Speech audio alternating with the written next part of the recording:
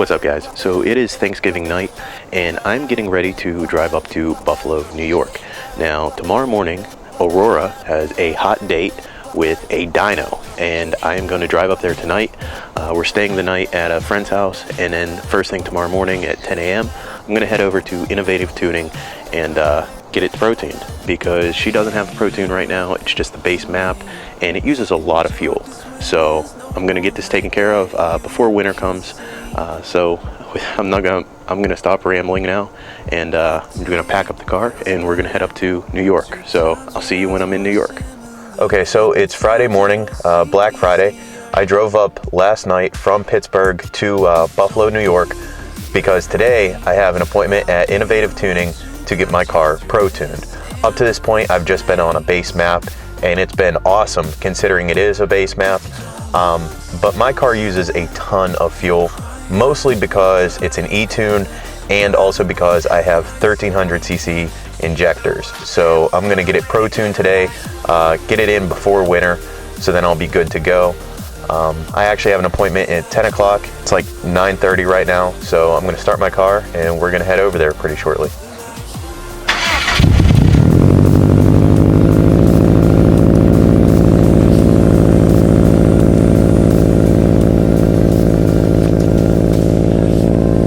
Alright guys, so I just got here to Innovative Tuning. I apologize if it's windy and there's wind noise, but there's not a whole lot I can do about that right now.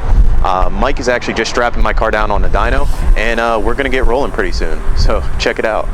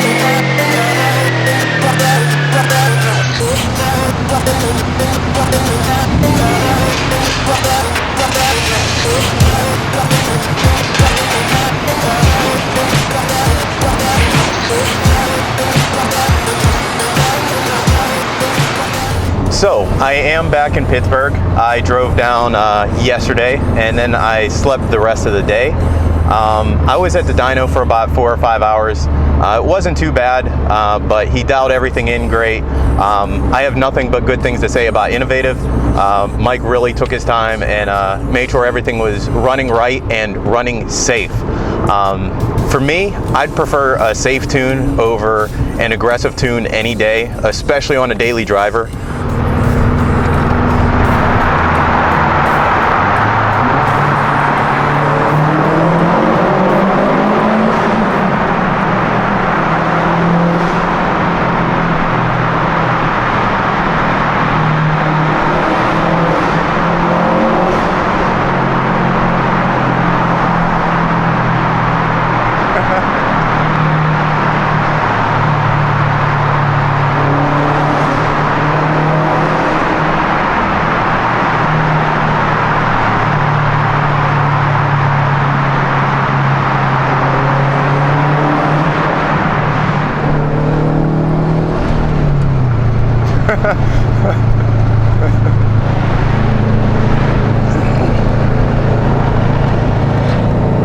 Yeah, had to enjoy that.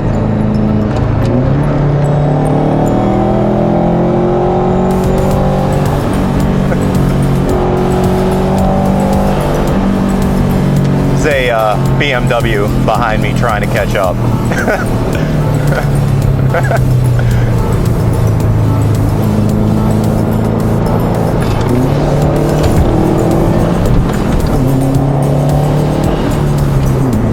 So the car made 315 all-wheel horsepower on a Mustang dyno. Mustang dynos do read quite a bit lower than other brands out there. So I really don't know exactly how this setup right now compares to the previous tune and setup that I had. Previously, my car made, I think it was like 340 wheel horsepower on a mainline dyno, which corrected is closer to 380 on a dyno jet, but I was also at sea level. Since then, if you saw my mods list, I also upgraded my top mount intercooler, my whole fuel system. I have a bigger fuel pump. I have 1300cc injectors now, which are Topfeeds. So I'm really not sure exactly how that matches up, but I do plan on going back down to Charleston for spring break. And if I can do it, hopefully I'll be able to do a few dyno pulls on the very same dyno that I was tuned originally. So I could have apples to apples comparison of my horsepower and how the car is set up right now. Now, one thing I don't like about dyno numbers is that's all it is really. It's just a number. It gives you an idea of the ballpark horsepower that your car can make. Every single dyno is different. Even if it's the same brand dyno, two different dynos can read completely different numbers, which is why I really don't understand why guys get, you know, their panties in a bunch because their car doesn't make X amount of horsepower. Also, with talking to Mike at Innovative, him and I were able to determine that my MAF sensor is going bad. Sometimes it acts normal and sometimes it acts up. My car has 146,000 miles, original miles on it. The MAF sensor is the original sensor and it is about had it.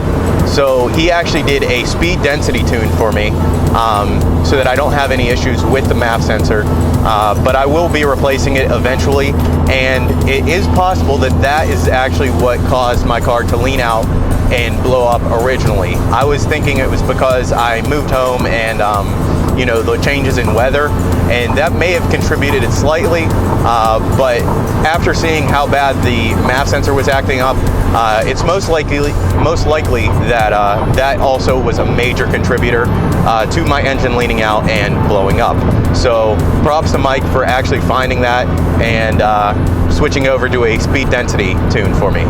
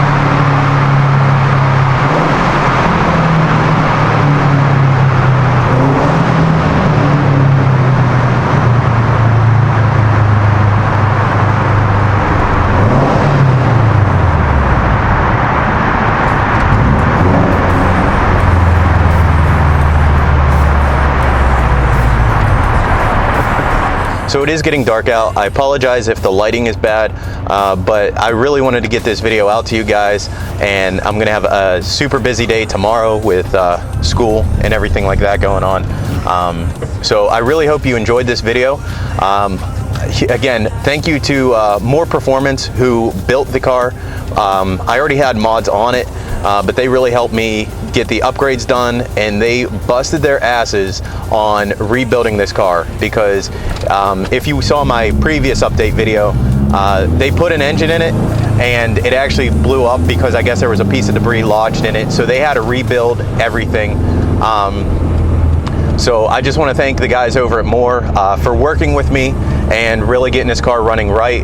And a huge thanks to Mike at Innovative for tuning it and making an awesome tune. I'm very happy with the power that it makes. I'll probably be going back up in spring or summer, we'll see, and getting a E85 tune. And all I'm waiting for really is obviously for summer, because E85 doesn't work so well in winter, but I'm waiting for Cobb to finish working on their flex fuel program.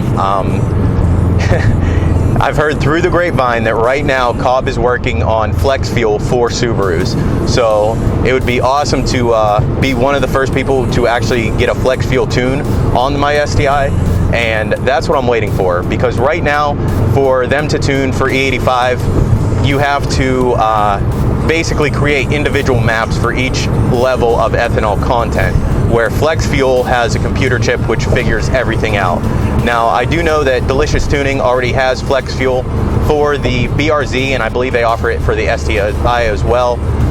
There are a few guys running it. I know TJ Hunt is one of them, who's running the Delicious tune, and that's awesome. But for the level of modifications that I have on my car, I can't buy a Delicious kit. It just doesn't work. I would have to get my car tuned by Delicious to make it work, and them being on the other side of the country is just not practical whatsoever.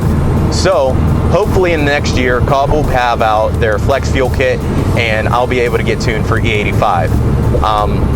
For me, E85 is just going to be a fun tune. It's going to be a fun map, just for screwing around. Not something that I'm going to be running necessarily every day, so I don't have a problem waiting for it. And I'd much rather wait for them to come out with a flex fuel map than, you know, try to force it and have Mike write up a bunch of different tunes for the different levels of ethanol. So that being said, stay tuned. Hopefully in a year I'll also have an E85 tune as well. So thanks to those guys, thanks to More, thanks to Mike at Innovative. This car is running awesome, and I forgot how awesome it was, truly, because it's been so long since it's ran right. So again, thank you guys for watching. Now, I already did a tunnel run, but you're getting two.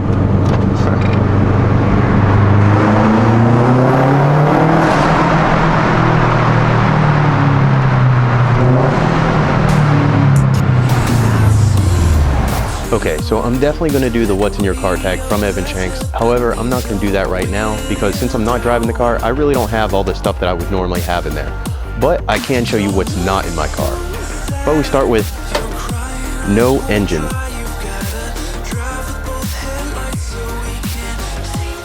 Hopefully it won't be this way for long. I should have the car back by the end of the week, maybe next week at the absolute latest. And once I do have it back, I promise I'll do an actual what's in your car tag.